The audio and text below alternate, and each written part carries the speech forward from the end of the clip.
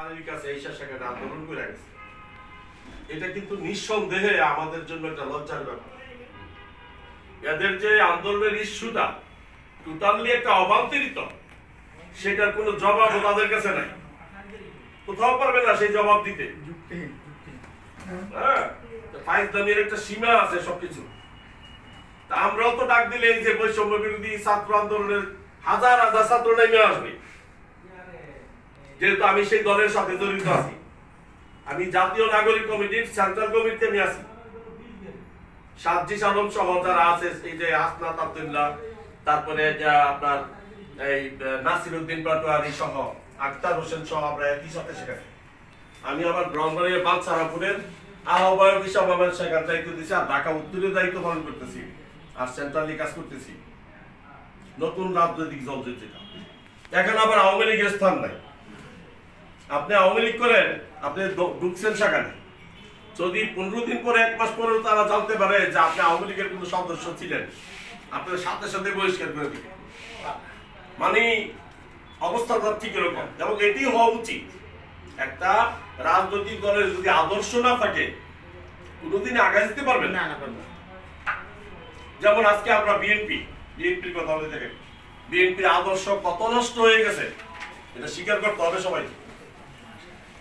এই 16 নিয়ম সংস্কৃতি ছিল না, জেল জুলুম মামলা মোকদ্দমা ইয়া কইরা রাস্তাঘাটে অনেক কর্মী আছে বাড়িতে ঘুমাইতে পারে নাই, বনে জঙ্গলে ঘুমাইয়া পরে শেষে মামলার হাজিরা দিছে না। সেই দলের আজকে সেই শেখ হাসিনার পতনের পরে সারা বাংলাদেশে দল নাকি শেখ হাসিনার বিরুদ্ধে একটা সেন্টিমেন্ট তৈরি হয়েছে। আপনি রুহুল কবির রিজভী সাহেব কি শেখ মুজিবুর রহমানের বঙ্গবন্ধু বলতে পারেন?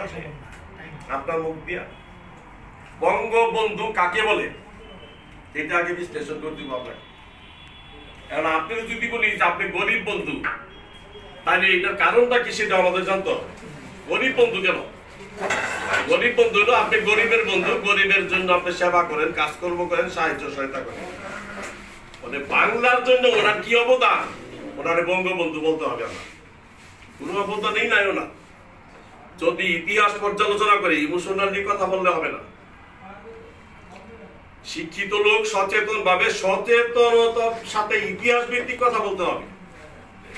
মির্জা ফখরুল ইসলাম আলমগীর আওয়ামী লীগ নিষিদ্ধের বিপক্ষে, তো তাই এই দলটার আদর্শ কথা রইল। আপনি পক্ষে থাকেন বিপক্ষে থাকেন, চুপ করে থাকেন, কথা বলেন কেন?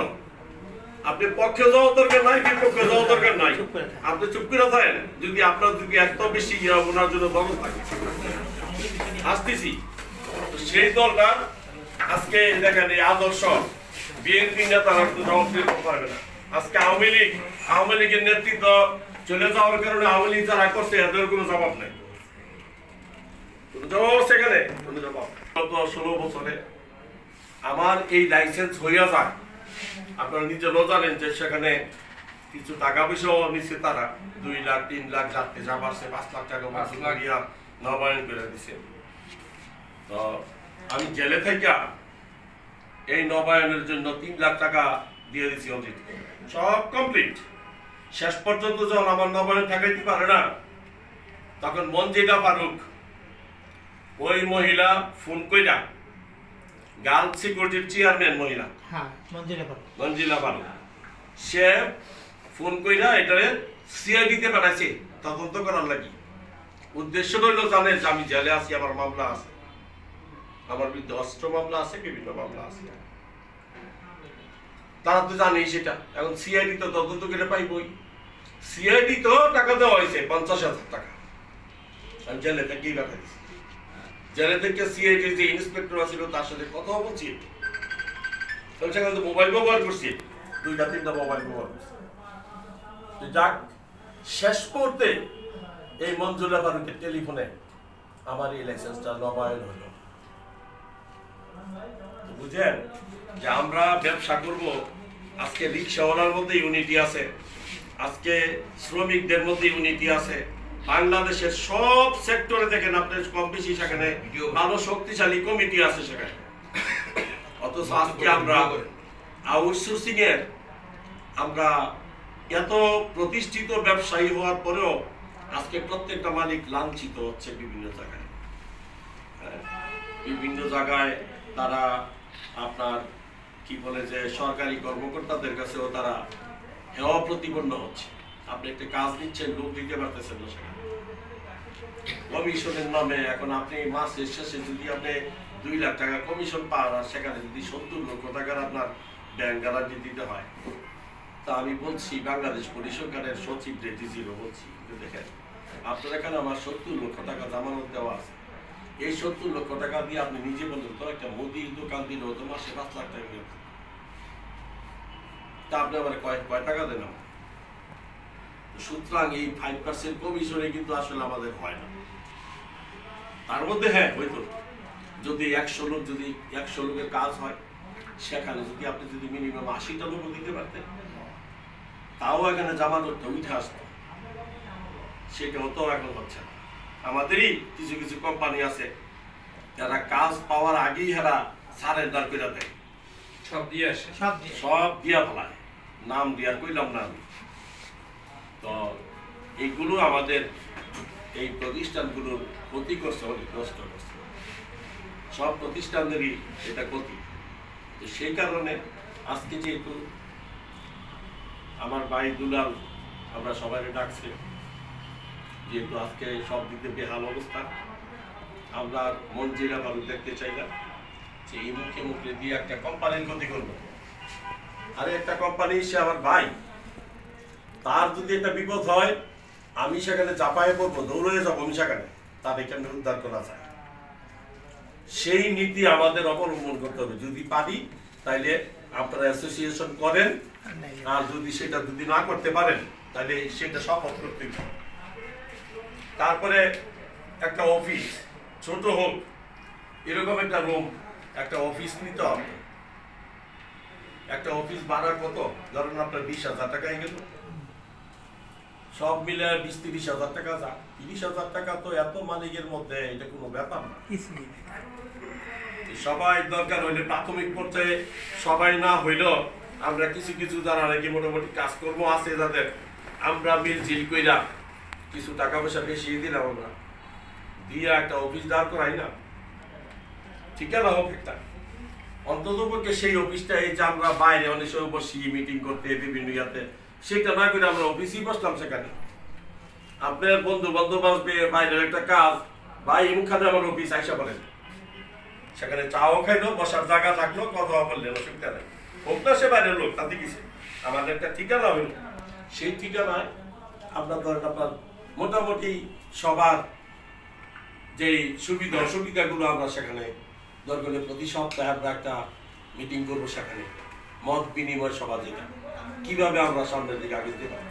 আপনি সরকারি প্রতিষ্ঠানে কাজ করতেছেন, কর্মকর্তারা, সরকারি কর্মকর্তারা আপনার সাথে ক্রিয়া করতেছে, আমরা যদি 15-20 জন একসাথে যাই সেখানে সরকারি কর্মকর্তার অফিসে, ওনার অবস্থাটা কি হবে? তখন একবার চিন্তা করে দেখেন যে 15-20টা মালিক, কোম্পানির মালিক যখন নাকি সেই সরকারি অফিসারতে যাবে, ওই ব্যাটার অবস্থাটা কি হবে? সে আর তখন চিন্তা করবে যে আমার বিরুদ্ধে যদি এখন আমার উপরে অফিসারের কাছে আনা যায়, উপরে অফিসার তো আমার ঢাকায় নিবে, ঢাকায় নিয়ে তো শান্তিটা ভালো করে দিব না। আর আমরা যদি সেখানে যাই, বলতে ধর কম বলবো না যে আমরা 20 জন আইসি হয়। যদি মনে করেন যে আমাদের এই 20টা কোম্পানি 2,000 লোক আছে মিনিমাম, এই 2,000 লোক নিয়ে ঘেরাও দিব আপনার এখানে, সেইটা অসম্ভব। অসম্ভব বলতে কিছু নাই, আমরা সেদিকে যাচ্ছি না। আমরা তো আমাদের কর্মচারীদেরকে নেতৃত্ব দিতে পারি। আমাদের কর্মচারীরা ওই ইমুকের দ্বারা সিমুকের দ্বারা প্রতারিত হইয়া দেশ থেকে আইব যে আমরা স্থায়ী হয়ে যাব।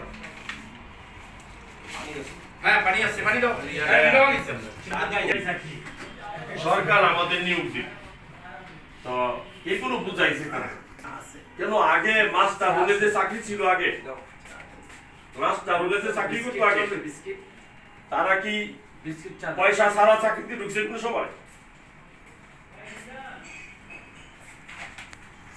কোনো ইনজাস্টিস বা তার কোনো ইয়া করতে গেলে চিন্তা করবে যে না, তার তো কোম্পানি আছে, কোম্পানির অ্যাসোসিয়েশন আছে। সুতরাং এই যে কর্মচারীরা যখন বুঝবে তখন তারা আর কোনো সময় আমাদের বিরুদ্ধে যাইয়া সেখানে এগুলো ইয়াতে যাবে না। আমি একটা কথা বলি, কথা হলো যে আমাদের এখানে সংগঠন বলতে আসলে তেমন কিছু নাই। আমাদের এখানে মেম্বার সংগ্রহ করতে হবে। আমি প্রস্তাব করছি আমাদের মেম্বার আমি প্রস্তাব করছি যে এখন আমাদের যারা নতুন মেম্বার হবে আপনার অ্যাটলিস্ট 5,000 টাকা প্রথমে অ্যাডমিশন ফি, তার মাসে 1,000 টাকা চাঁদা। কারণ যেহেতু মাসে 1,000 টাকা না হলে আমার অফিস মেনটেন করা, একটা কেরানি, একটা পিয়ন লাগবে, একটা পত্রিকা লাগবে, একটা টিভি থাকবে, সুতরাং এটা একটা দুটো বিষয়। আর একটা বিষয় হলো যে এটা হলো প্রথমত আমাদের কমিটি তৈরি করতে হবে, আমাদের মেম্বারশিপ নিতে হবে। এটা আমাদের একটু ঢুকেছে, এটা খুব গুরুত্বপূর্ণ বিষয় দিব যে যারা মেম্বার না হলে সেই আউটসোর্সিং টেন্ডার অংশ করতে পারবে না। এটা করতে তাইলে মেম্বার হবে আপনার, এটা থাকবে। আচ্ছা, তারপরে এটা হলো বিষয়। তারপরে যেহেতু সচিবের সাথে আমাদের একটা মিটিং হয়েছে, সেই জন্য আমাদের খুব গরম মানে এটা ওনার মাইন্ড থেকে না যাওয়ার আগে আমরা অন্তত 4-5 জন বা 6 জন ওনার সাথে একটা অ্যাপয়েন্টমেন্ট নিয়ে দেখা করি আমাদের যে দাবিগুলো আছে সেই দাবিগুলো প্রধান দাবি হইল আমাদের রিনিউ এভরি 5 ইয়ার্স, আর ওই যে মালিক সামাজিক কল্যাণ তহবিল থেকে আমাদের অব্যাহতি দেওয়া, এই দুইজন আমাদের মেন দাবি। আমাদের শুনে না, এই আমাদেরকে ওই কল্যাণ তহবিল, সামাজিক নিরাপত্তা তহবিল, এর থেকে আমাদের অব্যাহতি দিতে হবে এবং যে টাকাগুলো আমার জমা আছে এই টাকাগুলো আমাদের ফেরত দিতে হবে। কারণ এই টাকাগুলো জীবন আমরা কারে খুঁজে পাবো ওর তো সই আনার জন্য। সব আইস সাথে চলে গেছে কন্ট্রাক্ট শেষ, তারপর তার সত্তা নাই, সুতরাং আমাদের টাকাগুলো খবর নাই। আচ্ছা, এখন আমি শেষ করবেন না, আবার কইবেন, অসুবিধা নেই। শেষ বলতে কিছু নাই, আপনি আরো বলবেন। ঠিক আছে, শুনেন, আমরা দাবি করতে পারি যে বিগত দিনে আমাদের যে ইয়াগুলো ছিল, এই সামাজিক যে তহবিলটা, এগুলো সব বাদ দিয়া আপনি আমাদেরকে নতুন করে ইয়া করে দেন, রেনু করে দেন, আমরা ব্যবসা করি। পরবর্তীতে আমরা দরকার হইলে সেটা একটা সমন্বয় করব। শুনেন, সমন্বয়টা কেমন জানেন? সমন্বয়টা হইল আমরা টেন্ডার করি না, টেন্ডারে সেখানে 15% ব্যাট উল্লেখ করে দিই না, 10% আয়কর দিই না, এগুলো দিয়ে একটু সেখানে টেন্ডার করতেছি। তার সাথে যে কর্মী সামাজিক কল্যাণ তহবিল যেটা কত টাকা আসে, কত পার্সেন্ট আসে দিব, কিনা সমস্যাটা কি? না শুনেন, দিব। এবং শ্রম মন্ত্রণালয় থেকে একটা চিঠি আমরা ইস্যু করাবো প্রত্যেকটা মন্ত্রণালয়ে, যাতে এটাকে কম্পালসারি করে যে টেন্ডারের সাথে আমরা এটাই করবো, সরকার টাকাটা জমা দিবে আমাদের কাছে। বুঝতে পারেন নাই? গভর্নমেন্টের টাকাই গভর্নমেন্টকে আমরা দিব, আমরা আইন ভায়োলেশন করবো না কথা বলে। কারণ এটা যদি আপনি বলেন যে না এটা বাদ দিয়ে দিতে হবে, এটা বাদ দেওয়া যাবে না, এটা বিধিমালা, এটা বিধি হইলো না, বিধি হইলো একটা আমরা বিকল্প। আমি বলি বিকল্প হইলো যে আমরা প্রয়োজনে 10 টাকা ব্যাংক এনে দিব, সেটা কেমন হয়? দেখেন না, ব্যাংকে দিবেন কেন? আমরা ব্যাংকে দিব দরকার নাই তো, তাহলে তো আমরা কর্মী সামাজিক তহবিল এটা আমরা দিব, এই যে সরকারই দিবে। কেন এর আগে আমাদের ছিল না? আমরা ওই যে এই উৎসব ভাতা দিতাম না, উৎসব ভাতা এখন বাদ দিয়া এখানে আমাদের প্রতিনিধিত্ব ছিল না বিধায় আমরা অনেক কিছুর ইয়াতে বঞ্চিত হয়েছি। আমরা উৎসব ভাতা বন্ধ করছে।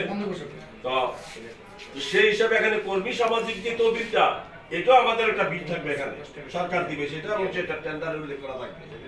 বুঝতে পারছেন? এইটা হচ্ছে মানে আসল সলিউশন আইনগত ভাবে। এর বাইরে আমাদের দরকার থাকে আমরা এটা গভর্নমেন্ট দিবে, কারণ আমার মালিককে, আমার মালিক হলো গভর্নমেন্ট, সরকার। আচ্ছা, সামনে আসতেছে বাজেট, বাজেটের আগে আমাদের এই যে মানে এখন এই যে লোকজনের বেতনের উপরে যে ভ্যাট ট্যাক্স দায়িত্ব করতেছে, এইগুলো থেকে আমাদের অবধি নেওয়া এবং ভ্যাট ট্যাক্সটা এটাকে ভ্যাট কমানোর ব্যাপারে আবেদন করতে হবে। আমার চাচু ভাই আছে জনপ্রশাসন মন্ত্রণালয়ে এডিশনাল সেক্রেটারি এমপি ভাই বৃহস্পতিবার দিন যে দুলাল ভাই আপনি 23 তারিখে গেলেন না কেন? ওই দিন আমাদের যে ডাকছে, আমি বলছি আমার প্রতিনিধি পাঠিয়েছি, রাজান দাস এই খবর। আমার লাইসেন্স রিনিউয়াল করতে গেছেন, আটকাইছে, কারণ ওই দিন ওই নেতৃত্বটা আমার ছিল, এটা আমার লাইসেন্স আটকাইছে। যারা এখানে ব্রোকারগিরি করেছে তাদের লাইসেন্স অটোমেটিক 2-3 দিন আগে দিয়ে দিছে। একটু প্লিজ মনোযোগ সহকারে কথা শুনেন। তাদের লাইসেন্স দিয়ে দিছে, আমার কাছে আমার লাইসেন্স হইছে। এখন আমার ইনকোয়ারি করতে আসবে, ওইটা আসবে, যারা যারা লিডারশিপ, যারা আমরা এদের বিরুদ্ধে কথা বলেছি তাদের বিরুদ্ধে তারা অ্যাকশনে যাচ্ছে। আমার 2000 আছে, 1000 আছে, 5000 আছে, সেই টাকা কেন জমা দেই না, এই ধরনের। এখন আপনারা আমার এখানে আজকে ঘরোয়া আলোচনায় আপনাকে আমার একটাই ডাকার কারণ, আমাদের মাননীয় পুলিশ সুপার আছেন এবং আমের খুব একদম জেন্টেলম্যান লোক।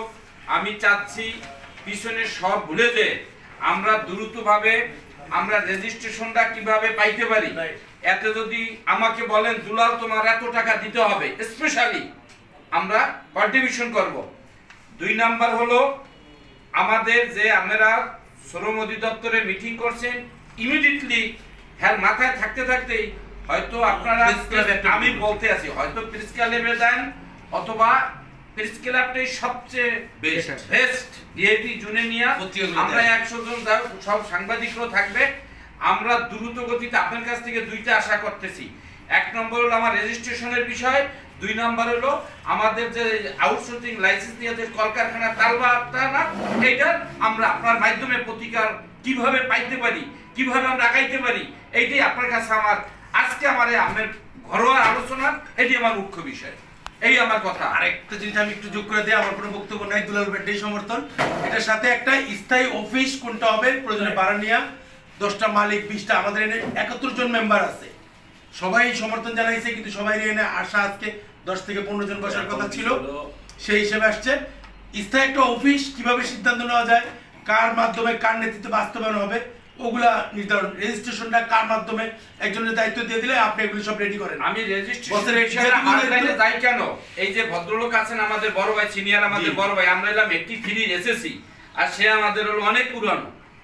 হ্যাঁ, আমি চাচ্ছি সে একজন পুলিশ অফিসার, সে ট্যালেন্ট, বিশেষ ক্যাডার, সে যথেষ্ট বুদ্ধিমান, অবসর গেছে, তার যথেষ্টই আছে, যে কোনো জায়গায় যাবে দেখা গেল তার একটা, যেটা আমাদের দ্বারা হবে না তার দ্বারা হবে। আমাকে নেবে মাসেলম্যান হিসাবে, দোলা সাহেব আসুন আমরা 50 জন 100 জন আসেন, ঘেরাই করেন, কি বড় ভাই কথা ঠিক না ঠিক? হ্যাঁ, কারণ আমাদের মাথা হলো গরম। আমি মাদকদ্রব্য নিয়ন্ত্রণ একটু প্রতিমধ্যে কথা বলি, এই তুমি কাগজগুলো বাইর করে, মাদকদ্রব্য নিয়ন্ত্রণ অধিদপ্তর টেন্ডার দিতে গেছি, সেখানে আমার টেন্ডার ড্রপ করতে দেয়নি। হ্যাঁ, এটা মধ্যে নাই, ওই বাইর করে দিয়ে দাও। এই আমাকে টেন্ডার ড্রপ করতে দেয় নাই, আমি এইভাবে ডিজিট কলার ধরতে গেছি, যে ব্যাপারটা তোর বাড়িও বরিশাল, আমার বাড়িও বরিশাল, তুই এখান থেকে যেদিন তোমার চাকরি থাকবে না, তুমি বাইরে যাও, তোমার ঠ্যাং গুড়ি গুড়ি করে হবে, এরকম বাঘের বাচ্চার মতো কথা বলতে হবে। সেই কাজ একটা কোম্পানি দিছে, আমরা কোনোদিন সেই কোম্পানির নাম শুনেন নাই, কেডিএস এবং কেডিএস। সেই কোম্পানির আবার আমাদের শুক্রবার দিন বৃহস্পতি বিকালে আমার কাছে আর্জেন্ট চিঠি আসছে যে আপনারা শুক্রবার দিন 9টায় হাজির হবেন, 25টা কোম্পানি। আবার আধা ঘন্টার মধ্যে আবার কাছে স্থগিত, কারণ আমি অথচ কাজের যে মন্ত্রণালয় থেকে ডিসিশন দিয়ে দিছে সেই কপি আমার কাছে চলে আসছে। কোন দেশে বসবাস?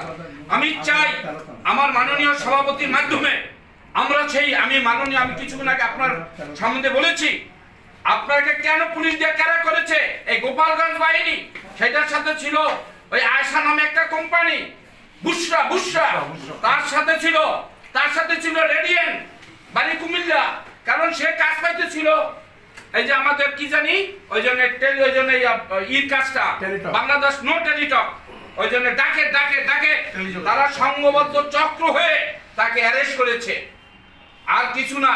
যদি আমাদের এই প্রেসিডেন্ট সাহেব যদি ওপেন থাকে তাহলে তার কাজও দিতে হয়, নাহলে যেরকম আল্লাহ রাফা কাজ করে ধরা খাইছে তাহলে ধরাও খেতে হয়, এই জন্য তাকে অ্যারেস্ট করা হয়েছিল।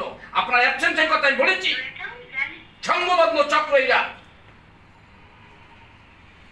আমি একটা কথা বলতে চাচ্ছি, সেটা হচ্ছে যে সেকশন 80 নাই, এই কদিন আমার যেটা অভিজ্ঞতা হলো, পট পরিবর্তনের পরে বা পট পরিবর্তনের আগে যে সমস্ত কোম্পানি আওয়ামী লীগের লেজ ধরে ব্যবসা করে গেছে এবং তারা কিন্তু আর টেন্ডার হতে দেয়নি, 2011 সালে টেন্ডার শুরু করেছে, 2024 সাল মতো 1-4টে ব্যবসা করে গেছে, আদারওয়াইজ তারা শুধু এক্সটেনশন, নো টেন্ডার। শুনেন কিন্তু রাইট, শুনতেছি, নো টেন্ডার। ব্যাংক বলেন, বিমা বলেন, বিদ্যুৎ বলেন, ডাক বলেন, যেখানে হোক, স্বাস্থ্য, সব জায়গাতে এভরিওয়্যার তারা কিন্তু ব্যবসা করে গেছে একচাটিয়া। ইদানিং আমি একটা জিনিস লক্ষ্য করলাম যে যেহেতু বিএনপি যারা করে তারা মাঠে ঘাটে বিভিন্ন জায়গাতে মামলা মোকদ্দমা খেয়ে লুকাইছিল, তারা কোনো যাতে প্রেস করতে পারেনি, তাদের লাইসেন্স রেনু নেই, এখন আমরা দেখি যে লোকগুলা কোনো মেডিকেলে আগে থেকে কাজ করছিল তারাই আবার বিএনপির লোককে কন্ট্যাক্ট করে তাদের লাইসেন্সে কাজ দিচ্ছে। তাহলে আমাদের মতো যারা ছোট কিংবা যারা বড় আছে, যারা আমরা ডিপ্রাইভ বঞ্চিত তারা কোথায় যাবে? ভাই শুনেন কথাটা, এটা কিন্তু হচ্ছে এখন। এটা আমাদের রাষ্ট্রকে শক্তিশালী করেন আর এটাকে প্রতিরোধ করার জন্য ব্যবস্থা নিতে হবে। একটা রকম কথা। আরেকটা কথা আমি আলাপ করছি আপনাদের, কলকারখানা নিয়ে আপনাদের অনেক কথাবার্তা বলা হচ্ছে, কিন্তু যুক্তি সঙ্গত কথা বলতে হবে, যুক্তিহীন কোনো কথা বলে আগাতে পারবে।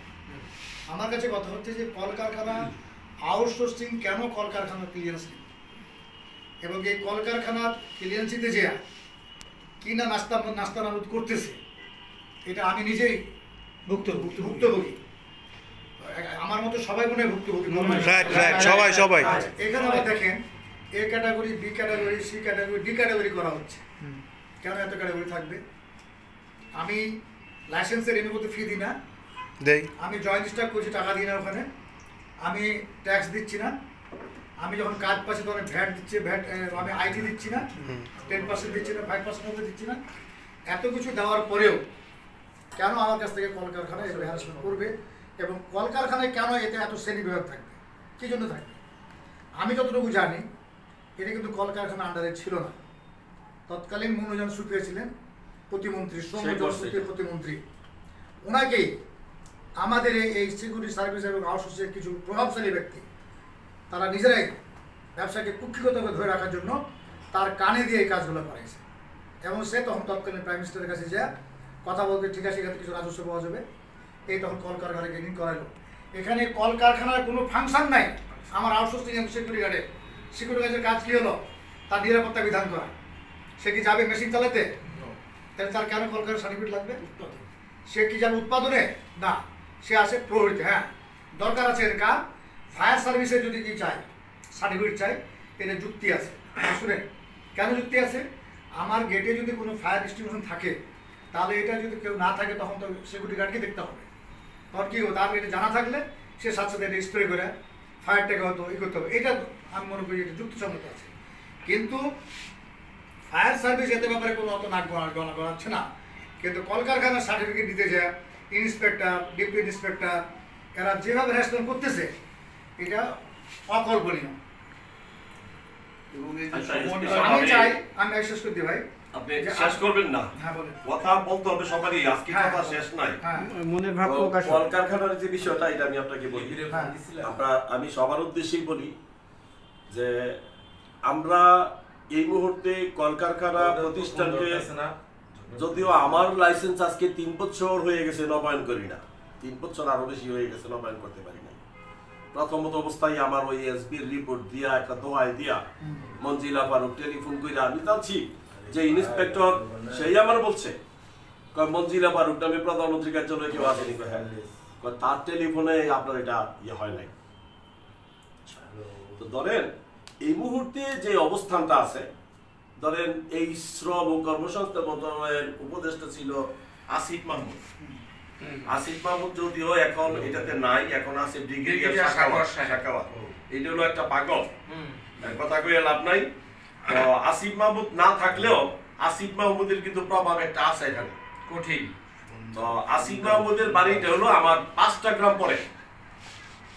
আরেকটা উপদেষ্টা আছে, আইন উপদেষ্টা আসিফ নজরুল, ওনার বাড়িও আমার 2-3টা গ্রাম পরে, খুব কাছে, বাঞ্ছারামপুর। আর ওনার হচ্ছে হোমনা আসিফ নজরুল, আর আসিফ মাহমুদের হচ্ছে মুরাদনগর থানা। নাহিদ ইসলামের বাড়ি হচ্ছে দেবিদ্দার, কুমিল্লা দেবিদ্দার। আবার অর্থ উপদেষ্টা যিনি সালেহ আহমেদ, উনি আবার আমার এই 5-6টা গ্রাম পরে। 4-5টা উপদেষ্টা, মানে আমাদের ভিড়া চারিদিকেই 4-5 জন বর্তমান যে উপদেষ্টা যারা আছে। এখন আপনারা তো একটা জিনিস জানেন যে বর্তমান সরকার ডক্টর ইউনূস সাহেব থেকে শুরু করে ছাত্রদের কথা বাইরে তারা যাইতে পারে, যদিও এটা হচ্ছে একটা কি বলে যে একেবারে তাদের পার্সোনাল একটা সম্পর্ক, এটা যেটা প্রকাশ্যে না, জনগণকে তারা এটা বুঝতে দিচ্ছে না। কিন্তু মূলত বর্তমান সরকার কিন্তু চালাইতেছে ছাত্ররাই, তাদের ইয়াতে এই প্রেসক্রিপশনই চলতেছে ডক্টর ইউনূস সব। আর সামনে ধরেন আপনার বাংলাদেশে এদেরও একটা টার্গেট আছে ইসলামিক সরকার প্রতিষ্ঠিত করা। সমস্ত দলগুলো ইসলামিক দলগুলো কিন্তু এখন 100 গান গেছে। এবং 2 দিন পরে আপনি নিজেও পেবেন যে ঠিক আছে, জীবনে যা করছি এত বছরে অনেকটা ভোট দিয়ে দেয় আজকে এই মৌলবীদেরকে। মামুনুল হক সাহেব আসবে আপনার কাছে, আপনার মিজানুর রহমান আজহারি আসবে আপনার কাছে, হাফিজুর রহমান কুয়াকাটা আসবে আপনার কাছে, সব এনায়েতুল্লাহ আব্বাসী আসবে আপনার কাছে, চরমনায় পীর সাহেব আসবে। তখন আপনি যাবেন কই? আমরা নরমালি শেষ পর্যন্ত জীবনে এখন তো নামাজ না পড়লো মৌলবী আপনার জনায় ধরে আমাদেরকে চলেন তাবলীগে 3 দিনের লেগে সবাই মনে গেছে কম বেশি 3 দিন। বাংলাদেশের মধ্যে আমার মনে হয় যে কেউ বাকি নাই, খুব কম লোকই আছে যারা নাকি তাবলীগে যায় না 3 দিন। 3 দিনের করে আমি অনেকবার গেছি। এখন ধরেন আপনার কলকারখানার যে বিষয়টা, এটা আমরা স্মুথলি সমাধান করবো ইনশাল্লাহ, খুব স্মুথলি। আমরা তাদেরকে প্রতিপক্ষ বানাবো না। সেদিন সচিব যখন আমি বলছি যে আপনি যদি আমার কথা না শুনেন তাহলে আমি উঠা যাবো, ওখানে আমি উঠতে বাধ্য হবো এখান থেকে, মাইকে সবার সামনে চায় রয়েছে সবাই। তো পরে আবার সচিব অর্ডার দিছে ওনার অধীনস্থদেরকে, এই হোমল্যান্ডের ইয়াটা কি অবস্থা আছে এটা কালকে পার্সোনালি ওনার কাছে নিয়ে আসতে, কালকে আবার জানা। তো এই মুহূর্তে আমরা যাতে ইউনিটি থাকতে পারি, হ্যাঁ, যেমন যে আমাদের ছোট ভাই তানভীর আছে, মোটামুটি খুব দৌড়াদৌড়ি করেছে এই ব্যাপারে, ও মানে কোনো ইয়া নাই নিজের, এই জিনিসটা সে তার মধ্যে আছে। তারপরে যে আফসার আছে আমার ছোট ভাই, সেও মোটামুটি অ্যাক্টিভ। আর দুলাল আছে, আমরা তো আছি দীর্ঘদিনের। আমরা মোটামুটি এখানে যারা আসছি এখানে প্রত্যেকেই মোস্ট অ্যাক্টিভ। করিম ভাই আর নতুন লাইসেন্স, তো সেই হিসাবে ধরেন আপনার আরো কিছু আমরা ইনক্লুড করে নিলাম, আসে নাই এরকম নতুন কইরা। এখন ধরেন আপনার একটা দরকার লামসাম একটা ইয়া করতে পারেন আপনারা, একটা ইউনিটি তৈরি করার জন্য। এবং আগামী মার্চ মাসের 1 তারিখ থেকে যাতে আমরা একটা অফিস নিতে পারি, সেই টার্গেট রেখা খুবই জরুরি। এখন আমাদের এখানে একজন অ্যাকাউন্টের মানে একটা ইয়া করতে হবে, যারে আমরা কোষাধ্যক্ষ হিসাবে ইয়া করবো। কোষাধ্যক্ষটাও খুব ইম্পর্টেন্ট, যে কোষাধ্যক্ষ সবার কাছ থেকে টাকাগুলো উঠাই নিবে।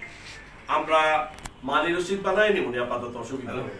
আমরা যেই নাম আছে এই নামটাই আপাতত ইউজ করি, কোনো অসুবিধা নেই। এখন এই রেজিস্ট্রেশন যেটা, রেজিস্ট্রেশনটা কিন্তু আসলে মুখ্য বিষয় না। রেজিস্ট্রেশন আপনি জয়েন্ট স্টক থেকে যখন নাকি আপনার এই নামের একটা ছাড়পত্র নেবেন, এটা দিয়ে আপনি 2-3 বছর চলতে, 5 বছর 10 বছর চলতে, কারণ এটা বাতিল হচ্ছে না। তো আপনি যে পর্যন্ত রেজিস্ট্রেশন না নেন, সেই নামের ছাড়পত্র দিয়া আমরা আপাতত একটা অফিস নিয়ে আমরা কার্যক্রম শুরু করে দিই একটা ব্যানারে। আর সেইটা রেজিস্ট্রেশনের জন্য ধরেন আপনার এটা প্রাথমিক পর্যায়ে তো জয়েন্ট স্টক করতে হবে। জয়েন্ট স্টক থেকে করতে হলে জয়েন্ট স্টক আমার এক বন্ধু আছে, আমার খুব ঘনিষ্ঠ বন্ধু, তুই সম্পর্ক তার মধ্যে, সে হলো ডেপুটি রেজিস্ট্রার, এই আপনার কারণ বাজারই বসে। আমার দুস্তরে বইলা যে তুমি এটা যে আমরা একটা রেজিস্ট্রেশন ব্যবস্থা করে দাও। সব জায়গায় লোক আছে, অসুবিধা নাই, সব সেক্টর ইনশাআল্লাহ লোকজন আছে। এই লোকজন দিয়া কথা বলি। ভাই আপনারা যেটা আসলে লাইন বেজানে চলে গেল, আমাকে একটু বলতে দেন। জি, আমি এটা বলছি না যে আপনাদেরকে আজকে করতে হবে, এটা হচ্ছে আমাদের দাবি করতে হবে আপনাদেরকে। সচিব সমাজের সাথে যদি বসতে চান তাহলে এটা আপনাদের উঠাতে হবে, এটা হবে। আরেকটা কথা বলি আপনাকে, কলকারখানার যে ব্যাপারটা আপনি বলছেন, যেটা এটা বেশি সময় নিব না আমরা, উইথিন 1 সপ্তাহ। ইয়েস, 1 সপ্তাহের মধ্যে আমরা কলকারখানার ব্যাপারে আমরা কথা বলবো। প্রয়োজনে তার আগে আমি সবার তো নিয়ে যাওয়া যাবে না, 2-4 জন, সর্বোচ্চ 4 থেকে 5 জন, 5 জনের একটা প্রতিনিধি দল আসিফ মাহমুদের সাথে দেখা করবো। এখানে প্রয়োজন আসিফ মাহমুদ এখন শ্রম কর্মসংস্থানে না থাকলেও উনি আসিফ আপনার ইয়াতে যে এলজিআরডি সহ বিশাল দায়িত্ব নিয়ে আসে। থাকতে থাকতে আর আবার রাজনৈতিক দল ঘোষণা দিবে তো এই ফেব্রুয়ারির মধ্যে, দিলে এরা আবার মনে হয় সমস্ত উপদেষ্টা থেকে প্রত্যেক করিয়া এরা আবার নেতৃত্বে চলে যাবে আসিফ না ইসলাম সভা। তো এরা থাকতে থাকতে পারেন কেন্দ্রে ইয়া করা যায়, আর সচিব তো সেদিন কথা হয়েছে যেহেতু ওনার লোকের একটা পরিচয় হয়ে গেল। জি জি উনি তো অনেক ভালো করে চিনতেন, সবাই চিনে অ্যাসোসিয়েশনের বিষয় চিনতে। তো সেই হিসাবে আর সচিব লোক খারাপ না, সচিব মানুষ হিসাবে একবারে খারাপ না, কিন্তু খুব সামাজিক লোক। তা আমরা সচিবের লয়েও 4-5 জন যাই সচিবের লোক দেখা করি, দেখা করে ওনারা একটু গাইডলাইন গুলো দেই যে এমনি এমনি করেন। ঠিক এই জিনিসগুলোকে আমাদের গুরুত্ব দিতে হবে। এখন এই কাজটা সবটি কাজ এখন আমরা যেহেতু যে কাজটি হইলে আগে 5 বছর আগে সেই কাজগুলো কিন্তু পেন্ডিং রয়েছে, আমাদের পেন্ডিং রয়েছে কয়েকজন লোকের জন্য, অনলি বেশি লোক লাগে না, কয়েকটা লোকের জন্য আজকে আমাদের এই দুরবস্থা। সে মনে করে আমি তো ব্যবসা নিয়ে আসি, যখন যে সরকার আসবে তার ট্যাগ লাগাই আমি চলবো, ছাত্রলীগের ইমুক হিমুক, আবার ছাত্র দলের ইমুক হিমুক ট্যাগ লাগাই আমি চলবো, চেয়ারম্যান বানাইলাম, আমি সরে যাবো গা। তো এই লোকগুলোর কারণে আজকে ক্ষতি সবার হয়েছে, তার কোনো ক্ষতি হয় নাই, তার ক্ষতি হয় নাই, ক্ষতি আজকে আমরা সবার হয়েছি, সবাই আজকে লাভবান হইতো। কারণ আপনি একটা কাজ পাইবেন, সেই কাজটা আমি বাধা দিচ্ছি, সিপিটিউতে মামলা করতেছি, হাইকোর্টে যাচ্ছি, আপনাকে ডিস্টার্ব করতেছি, কে করতেছে? আপনার আরেক ভাই আপনাকে করতেছে। কেন করতেছেন আপনি? সে যদি ম্যানেজ করিয়া সরকারি কর্মকর্তা ইয়া করে যদি আপনার চেয়ে বেশি ম্যানেজের যোগ্যতা যদি তার থাকে, তাহলে দেন কাজটা করুক সে। যেমন আমি পরিসংখ্যানে 600 লোকের যে ইয়াটা, সেটা আমার সাথে পিডি 3 বছর আগে থেকে আমার সে প্রেসক্রিপশন নিয়ে সে শিডিউল তৈরি করছে। পরে শেষে রামপুরে চাইনিজ রেস্টুরেন্টে 2 দিন মিটিং করছে করোনার সময়। আমার তখন সে বলতেছে যে সচিব তো চলে যাবে, সচিব বলতেছে 1 সপ্তাহের মধ্যে 1 কোটি টাকা দিতে হবে। তা আমি বললাম যে আপনি দেখেন দেশের অবস্থা, মানুষ বাড়িতে পারে না, এখন এই হঠাৎ করে আমি আপনাকে 1 কোটি টাকা দেবো, আপনি 15-20 দিন সময় দিলাম, আমি দেখি আপনার ম্যানেজ করে দিচ্ছি। সে পরে আলারাফার কাছ থেকে মনে হয় শেষে 50 লাখ টাকা নিছে না কত নিছে, হ্যাঁ আবার গোপালগঞ্জের কাটতে ম্যানেজ করে নিয়া এই টাকা দিছে আলারাফা। শেষে আমার প্রতিষ্ঠানকে সেখানে নন রেসপন্সিভ করে দিল অযৌক্তিক ভাবে দিয়া, কারণ সে জানে যে আমি যদি রেসপন্সিভ হই তখন আমার সে বাদ দিতে পারবে না, কাজ আমাকে দিতে হবে। সেই কারণে আগেই সে আমাকে নন রেসপন্সিভ করে আমার সেখানে ইয়া করে দিল। তো শেষ পর্যন্ত কি হইল, আমি তো আলারাফার বিরুদ্ধে যে কোনো মামলা করি নাই। মামলা যারা সবসময় কইরা আইছে ডিস্টার্ব করার, হেরা কইরা আইছে, হেরা কিন্তু করছে। আলারাফার কিন্তু বাস দিছে হেরা, ওই আলারাফা ওয়ার্ক অর্ডার পাওয়ার পরেও জামানত পর্যন্ত দিয়ে দিছে, সে চুক্তিও করতে পারে নাই। শেষ পর্যন্ত সেই প্রজেক্টে তো একবারে শেষ, আর লোক দেওয়ার কোনো সুযোগ নাই। টাকা টানছে, সে তো কয়েক কোটি টাকা টানছে, করছে, সেটা করছে। আচ্ছা বস, আমি একটু বলি, বলবা তো এটা এই জিনিসটা এখন এই আলারাফার মালিকের ব্রেন এত নাই।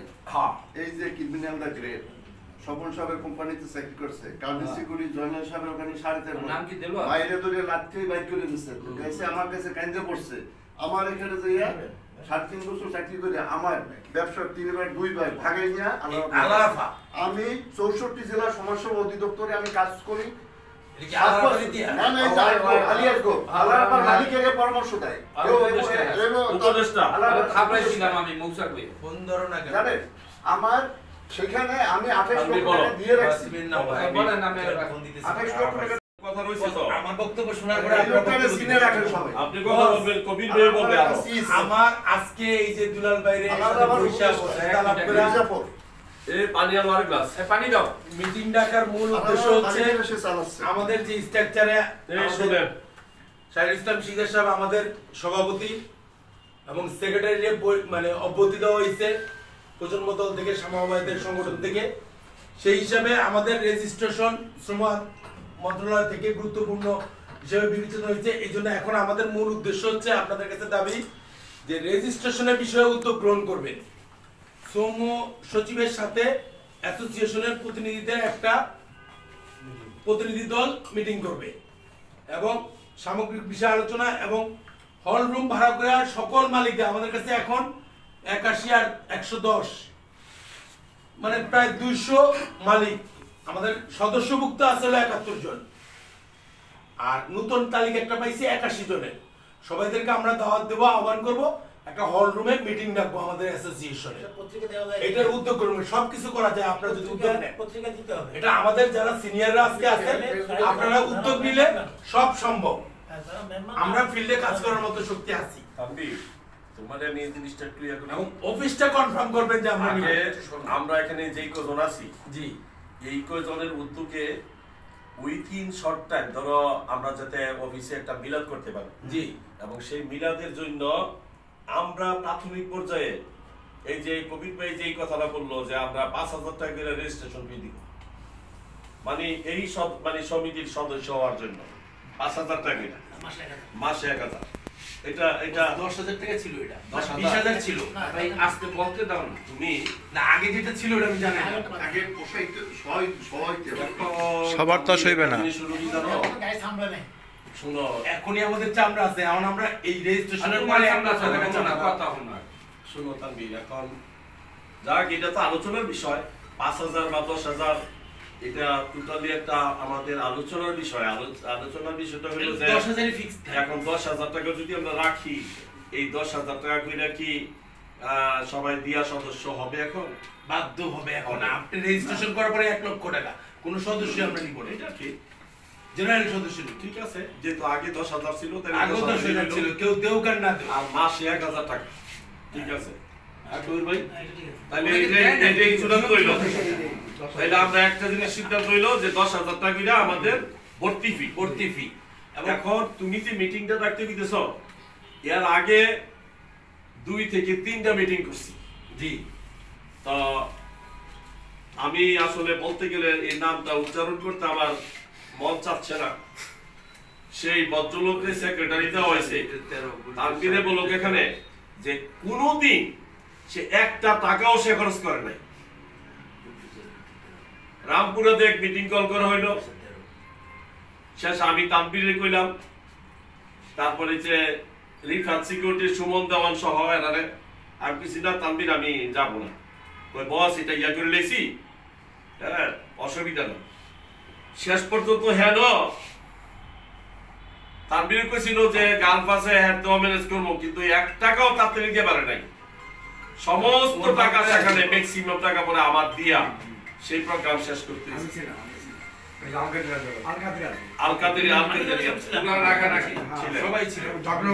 দেখেন।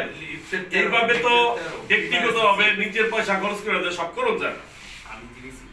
ইমার্জেন্সি কোন টাকার প্রয়োজন হইলে সবার তখন যেহেতু সংগঠনটা তো আর আমার একার না, আর আমি তো এই সংগঠনে সারা জীবন থাকবো তাও তো না। নতুন লোক আসবে, নতুন ইয়ারা আসবে, তারাই সংগঠনকে টিকে রাখবে। কোন সময় আমরা রিটার্ন হয়ে গেলে আমরা হিসাব করবো, আগায় যাবো। তো বিষয়টা হলো যে এখন তানভীর একটা অফিসের একটা দ্রুত একটা অফিসের ব্যবস্থা করো। আর আমরা এখানে যারা আছি আমরা টাকা দেই নাই। ও একটা প্রস্তাব দিছিল যে রমনা থানার ঠিক সামনে যে মার্কেটটা হইছে, হ্যাঁ মামা ওই গাড়িটারি পার্কিং করা যায়, ওই জায়গার উপরে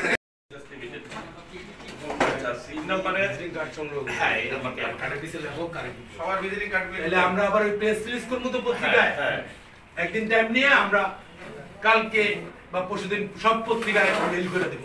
আগের মতো আর সংগঠন নাই, না না না না, এবার আমাদের হাত অনেক শক্ত। আমরা কালকের মধ্যে 2 দিনের মধ্যে মানে অর্ডার দেন, যুদ্ধও করবো, কেউ থাকবো না যারা আওয়ামী লীগের লোকে বেড়েছে ছিল। সব বাদ বৈশাখী থানার স্বেচ্ছাসেবক হয়েছে, সে আইসা বলছে বসে তো কইছে আওয়ামী লীগও থাকবে, তবে সেটা মেম্বার কমিটি না। ব্যবসা সবাই করবে। বৈশাখী মিয়া ওটা ওই আপনাদের লগে যোগাযোগ হইলে আলোচনা করলে আপনারা বল দিয়ে দিবেন। যোগাযোগ করবেন, যোগাযোগ এলাও। সুমনও থাকবো, শিবনও থাকবো। কোনো পাঠিয়ে না, কলকাতা যারা গেছিল প্রত্যেকটা মালিক আপনার সবাই নাম্বারটা অ্যাডজাস্ট করতে আসবেন। ওনাদের একটা গণমানে দেখুন, সাধারণ মালিক আছে।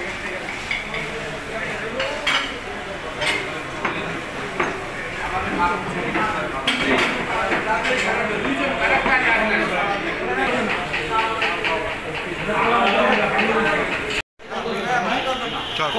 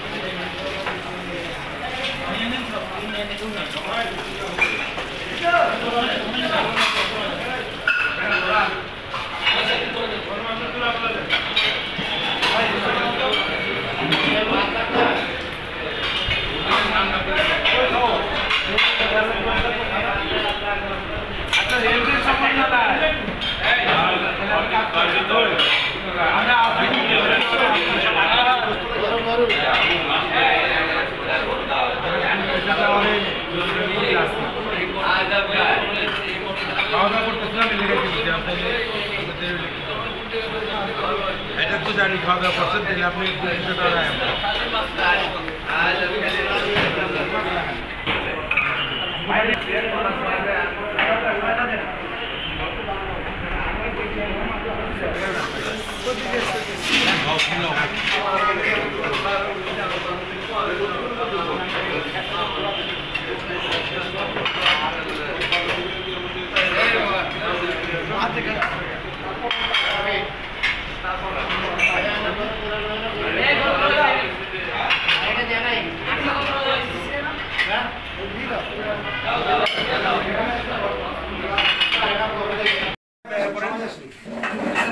এত বড় মিষ্টি এটা খাই কেমনে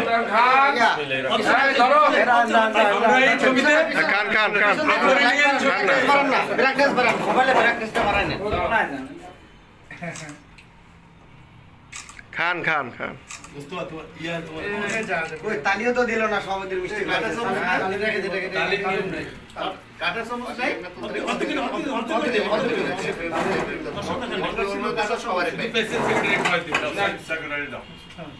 তুমি আসো আমি একটা সমস্যা নেই ভাই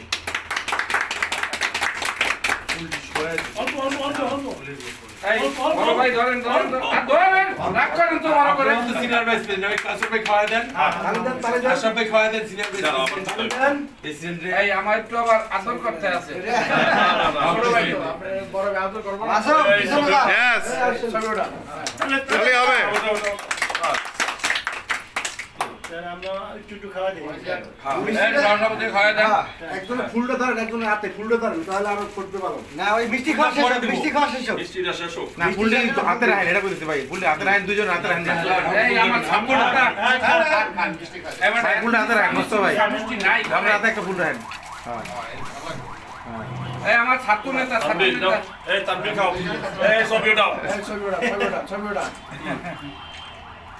ছাত্র নেতারে খাওয়ান এই আরেকটা সবই দাও এনটিভি তো লাইসেন্স করতে আমি তো খাওয়াই নি আপনাদের ছবিটা ওঠা ওঠা ওঠা কোথায় থাকে আলহামদুলিল্লাহ কবির ভাই জি সামান্য বেশি আবারটা থ্যাংক ইউ বাইরে দেন আমার ছোট বাইরে দেন উনি একজন হাতে ক্যামেরা দিও না এর হাতে ক্যামেরাটা দাও তুলে নি এই এই ছবি ওঠাও না বাইরে বাইরে সর্বনাশ আচ্ছা একটা বাইরে দিয়ে এই যে আরেকটু দেন এই যে আপনার এই অপশন দাও আরে আমার বিপি সাহেবের খাবার এনটিভি লোকেরে হ্যাঁ এই যে এই উঠাও ও ছবি মেডিন কুমিল্লা আর বৈশালিয়া হ্যাঁ বিএনসিসি লোক আমরা বেশি এই নাও নাও হ্যালো হ্যাঁ জানি বিএনসিসি বরিশাল নোয়াখালী কুমিল্লা ইনশাআল্লাহ আল্লাহ এই মিষ্টির মতো সবাইকে যেন একদম মৃত্যু পর্যন্ত আমরা ইয়া করতে পারি আমাদের আত্মব্যবহারের ভুলটা ছিল ভাই আমরা মারা গেল বিসমিল্লাহ এখন ফুলটা দেন ফুল ভাই ফুল তো মিটিং শেষ সবাই আনতেন সবাই আনতেন না একটা কাজ করুন একটু কালকে ইয়া আছে কালকে সকালে যাই দিব একসাথে না আলাদা আলাদা মিটিং আছে আপনারা একটু ক্লোজ হেন বাস একটু পিছন তো আপনি পিছন আমি পুরোটা নিতেছি সবাই আসতেছে হ্যাঁ সবাই যেন আসে এবার আমরা আসবো সবাই যেন আসে আর তানবিরা শোনা খান পরে আবার শেষ হলো সবাই আসছে আর অলরেডি এই ফুলটা তানবিরা শোন ভাই আসে এটা দেন দাও রাখ ধরো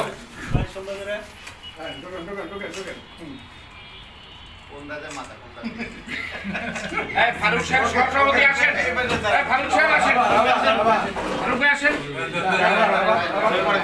কবির ভাই আমি তানভীর ভাই বসতে হবে আবার পরে দেব এই তানভীর সাহেব আপনি আসেন না কেন তবে আবার আসবেন আপনি ছবি তো পাই না এই আশরাফ ভাই, হ্যাঁ ভাই, ধরো সুন্দর করে দিক দিয়ে করে উঠাও। আশরাফ ভাই হ্যাঁ এখানে আসুন, এই পাশে আসুন, আমার দ্বারা আসুন, এখানে আসুন। আশরাফ ভাই খুব একটা ভালো, লও এটা উঠাও। আলহামদুলিল্লাহ, ঠিক আছে, ঠিক আছে।